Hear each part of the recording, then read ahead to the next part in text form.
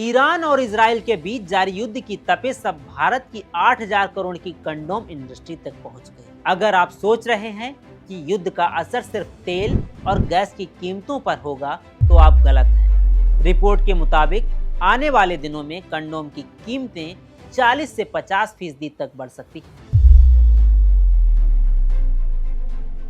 आखिर एक जंग का कंडोम से क्या कनेक्शन है, तो आइए समझते हैं। इस पूरी समस्या की जड़ है पेट्रोकेमिकल सप्लाई चेन में आई रुकावट।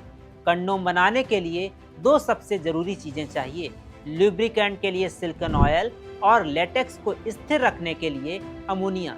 युद्ध की वजह से सिलिकॉन ऑयल की सप्लाई ठप हो रही है और अमोनिया की कीमतों में भारी उछाल आने वाला है।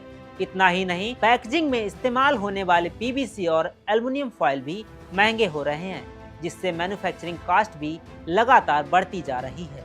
भारत हर साल 400 करोड़ से ज्यादा कंडोम यूनिट्स का उत्पादन करता है, लेकिन अब HLL, life care, Mankind pharma और क्यूपिड जैसी दिग्गज कंपनियां मुश्किल में हैं।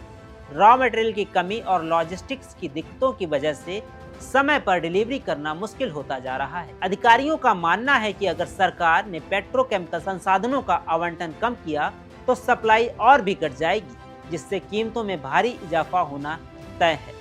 यह सिर्फ बिजनेस की बात नहीं है, बल्कि एक बड़ी सामाजिक चिंता भी है।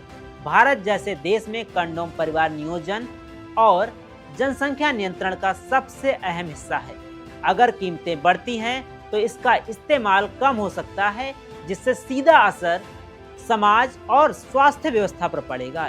ईरान वार में दिखा दिया कैसे एक वैश्विक संकट हमारी रसोई से बेडरूम तक पहुंच सकता है। क्या आपको लगता है कंडोम जैसी जरूरी प्रोडक्ट्स की कीमतों पर सरकार को नियंत्रण रखना चाहिए? अपनी राय हमें कमेंट बॉक्स में बताएं और ऐसी ही जरूरी खबरों के लिए हमें फॉलो करें।